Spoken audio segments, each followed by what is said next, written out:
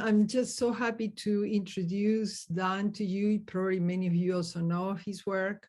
We come a long way back. 13 years ago, we met in Cal when his son Alex was joining the music school. And at the time I was working on learning to learn, research I was doing to see how to inspire students to learn in a way that would stay longer with them. And one of my inspirations was the work that Dan was doing that he included in his book, Mindful Brain. And that was already in 2007. And he was just talking about this beautiful resonance between the brain and the heart, and how when the two of them resonate, then we learn better. And so here we are, same same from that, other courses came where service learning has been a central part for undergraduates or older adults. And again, service, this crossing, building bridges, crossing gaps sometimes between people of different generations, cultural backgrounds, and creating that sense of continuity and union, integration. So some of the books of Dan, you probably heard of Mindsight. And then I love this one, which is just has so many information and inspiration about defining terms on neuroplasticity and interpersonal neuroplasticity and how it all works. And then he has these fabulous acronyms that you can remember about how things work. And then I have also his book, Aware, where he has this wonderful practice of the wheel of awareness. Maybe Dan is going to talk to us about that also a little bit today. And here he talks a little bit about we, but I learned this morning that he's about to give birth to another book. And this, he has many other books. He has directed the Norton collection on neurobiology and interpersonal neuroplasticity, and 70 books are there, and all kinds of very prolific author and great speaker. So to not make it too long, I know it's your time to connect with your puppy. Here is Dan, and we are just so happy him. Yes, and you too. What's your name? This is Mendo. Hey, Mendo. Mendo. Hey. So she's protecting me from some ravens. Oh, okay. Quite sweet. Hey, Mendo, come here. So it's also part of we, right? All sentient beings. She is, and the ravens too. Yeah. Well, thank you for having me here, Amelia, and it's a pleasure to meet everyone. And probably if you meet her, you'll see it's hard to say no to this little cutie pie. Come here. She'll be preoccupied with a bone.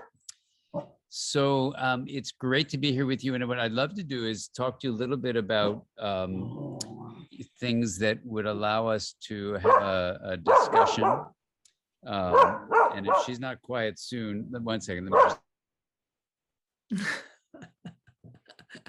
Yeah, pets are amazing, and they are really important, always, and especially now in this time of pandemic and all that. Many people have found relief in having nearby a pet so that they can express and receive uncomplicated love. My son did once a documentary, lovely, called "Does My Dog Think?" Here, does Mendo think? Mendo thinks a lot. Mendo thinks a lot too. Everybody. Yes. Talk to them now. Hello. She's just discovered her bark. She's only 4 months old. She's just discovered her bark. Fabulous. I think she'll be fine now. Let's see. Okay. Otherwise, I'll go inside. Okay. So I'd love to talk to you about some things. And Amelia, you're bringing up some of the practical ways that we can approach the times we're in, and all the different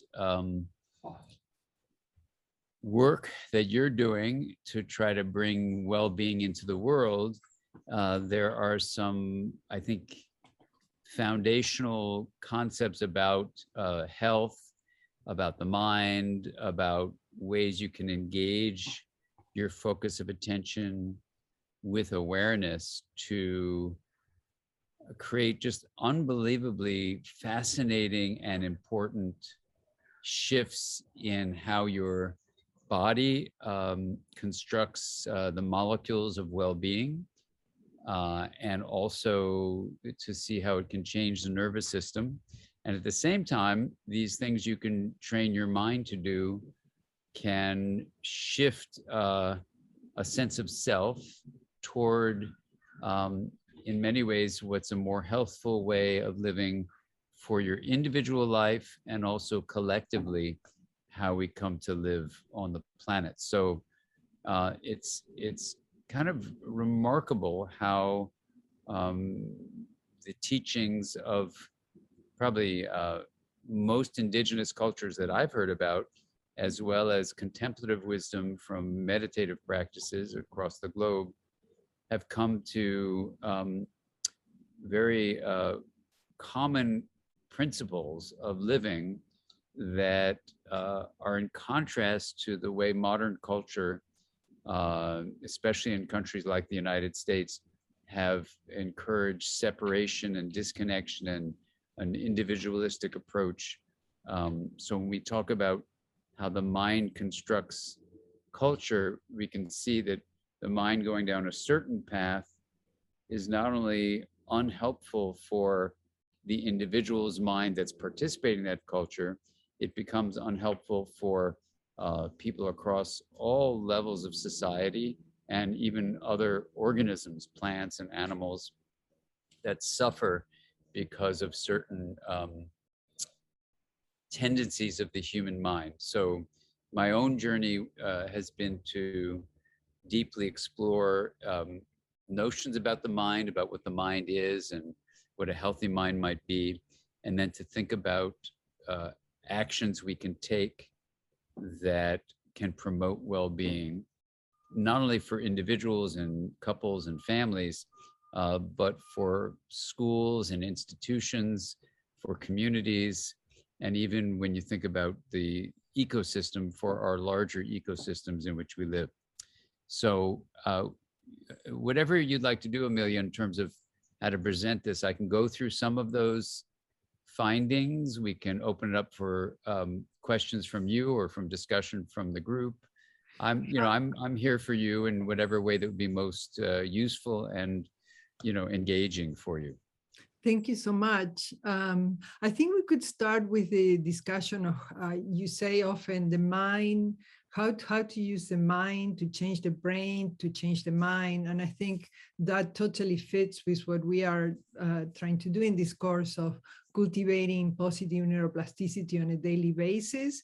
So could you talk a little bit more about how is that dynamic of the resonance in the structure of the brain according to how we, the flow of information, the relationships, the reflection. Yeah. Sure. Well, the first thing to say is that, we've had about 2,500 years of people saying that the mind, at least in terms of modern medicine, saying the mind is simply brain activity.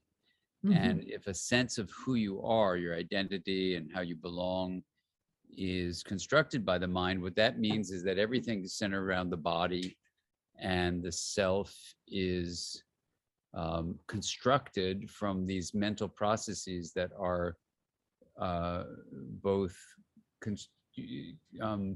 construed or contained within the networks in the brain that we can talk about, but also profoundly contained within our relational communication in families, in schools, in communities, in the larger culture. And now we have this global internet where people are, interconnected in terms of information patterns They're being shared across the planet in ways that have never happened before.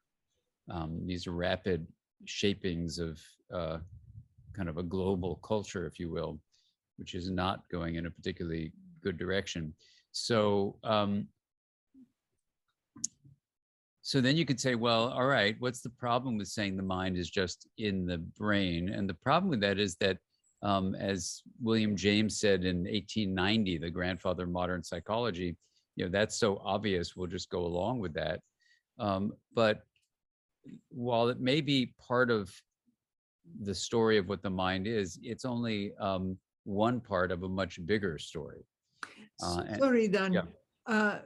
I thought that James also had paid a lot of emphasis on the education of attention. So not so much like the mind being produced from the brain, just an structure, but almost like the mind being a wave or a potentiality that depends how you, is more like a verb, right? It's more like, it depends how you train your attention and you observe what is being triggered, how you respond.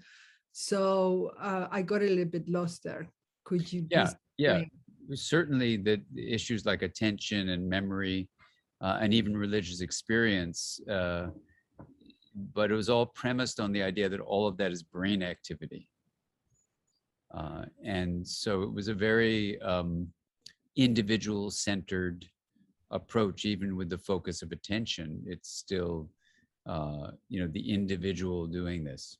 So in contrast to anthropologists like Bateson, for example, who would see mind as, this social experience that we share, Bateson didn't go particularly inward or didn't seem to care much about the brain. So the question is, how could something like the mind be what James was saying, an individual's thing that was happening in the brain, or as Bateson would say, it was happening in culture. So the short response to that question, how could they be both right, is when you look at energy and information flow, it's what James was talking about. It's what Bateson was talking about, even though they didn't use those terms. It's really looking for what E.O. Wilson might call consilience, the common ground across independent ways of knowing. So I say all that because, we've gotten ourselves as a humanity into deep trouble. And the question now in 2021 is, what are we to do? And it's not just the COVID-19 pandemic, but the pandemic has made us realize what some people have realized for quite some time, racism and social injustice are profound assaults on well-being for the whole society, not just those who are marginalized. Misinformation and polarization have been intensifying, with the internet having groups of viral separated information pockets, and then we have environmental destruction, which, now we're having massive fires, of course, in California and all around the West, and huge hurricanes in the East, just in the United States alone. But the whole planet is experiencing this realization of what people have been saying for quite some time. And so you can look at the science of that and say it's the human mind that has created the conditions upon which human commercialism could be so blind to its effects on other species and ecological environments. So all of that is just basically saying that we're at a critical moment in the evolution of life on Earth to ask the question, what has happened and what can we do, if anything, about it, right? And whatever, level we work at that, we could be working in a neighborhood, trying to create more well-being in our neighborhood. We could be parents with a little baby at home. We could be, people teaching in a school. You could be working, volunteering in a community center. You could be working with the aged. You could be running an organization. All sorts of things we do that may seem big or small. And she's so learning to be protective. Hey, one second. So while Dan takes care of Mendo, I think Dan can. There we go. Let's see. Okay. She's I may just go inside, but then I think probably it's a good idea, Dan. let's just see if she'll. This is actually a new thing that's just started today. Oh, to discover expressing her voice. So let me move you. I'm going to move you inside and then see if she can just be quiet, because if she barks a lot, I'll have to come get her anyway. So let's just see if she can calm down. Okay. 1 second. Yeah.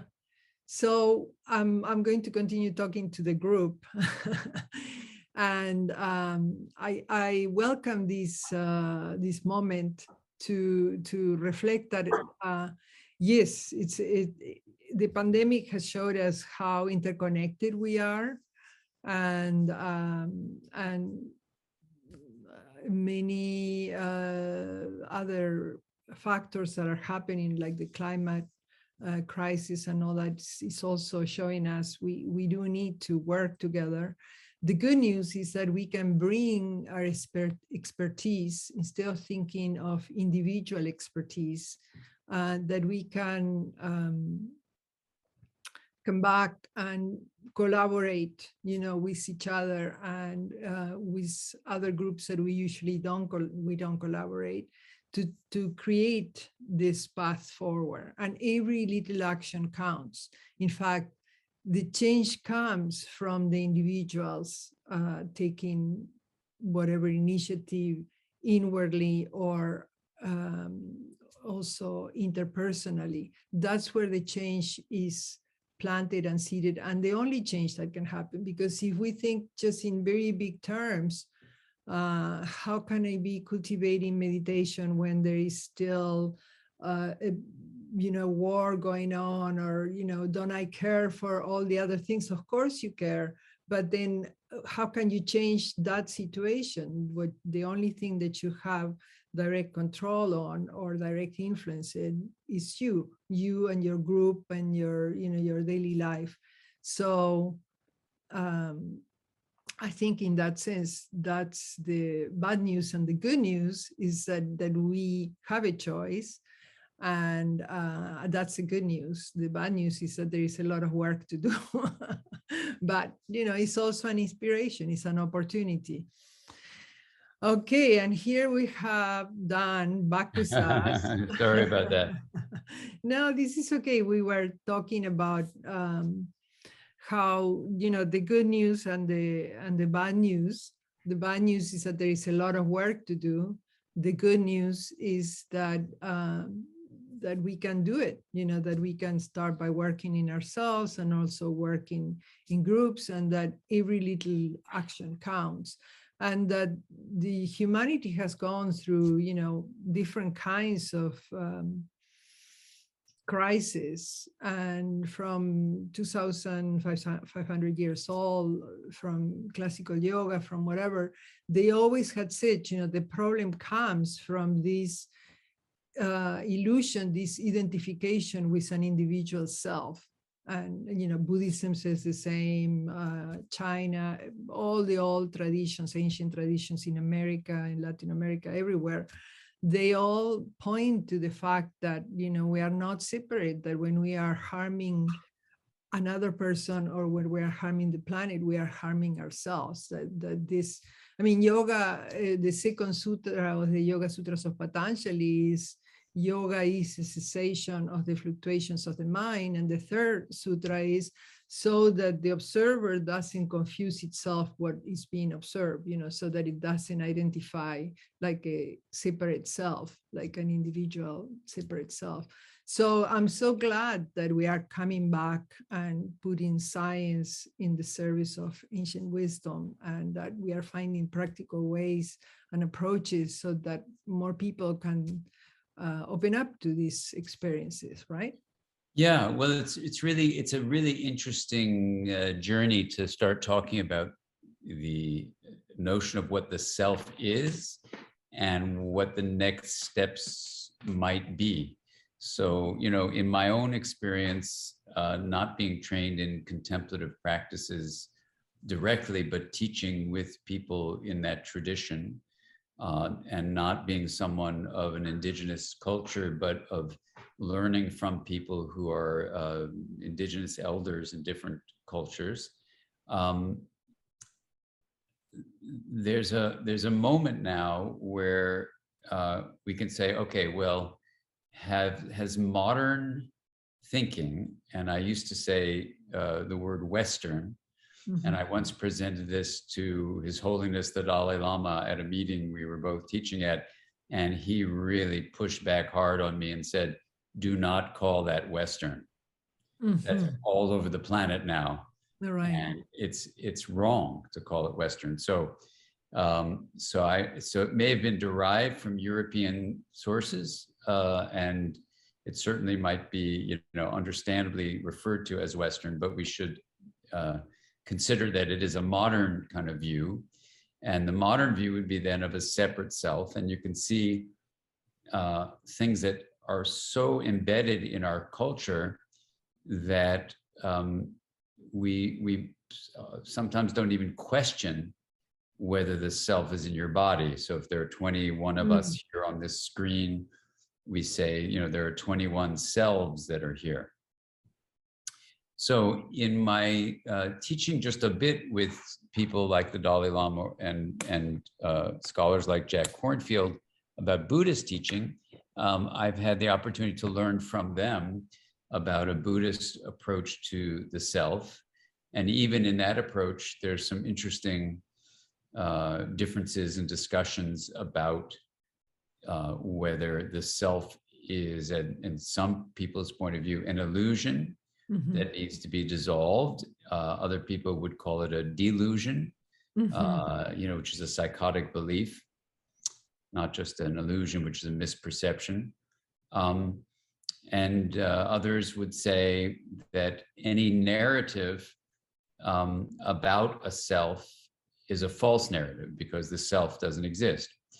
So right. those they talk about these 5 skandas, these 5 little groups of sensation, emotions, actions, and that have some effect. And and then they talk about the no self, like no separate self, right? Not independent self. So it's just very interesting the different ways they explain the subject of self. Yeah, it's really fascinating. And, as myself learning about that after I was trained to be a psychiatrist, where I felt almost to the other extreme that psychiatry was locating the self in the brain. And then it was, one of the teachings was your genes were off that made your neurons off. And then you had to give these pills to correct the imbalances, which no one had ever proven were there. And it was all seemed like a bunch of simplistic, in a sense, misguided reductionism that really wasn't helping that many people, which it wasn't actually.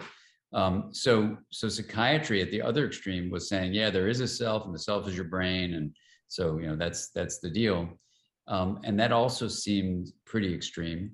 So what was fascinating then when I became an attachment researcher was to embed the self in relationships, and then to, in a way, push back on where my field was going back in the 1980s, which was to say, that the mind is just the brain's activity.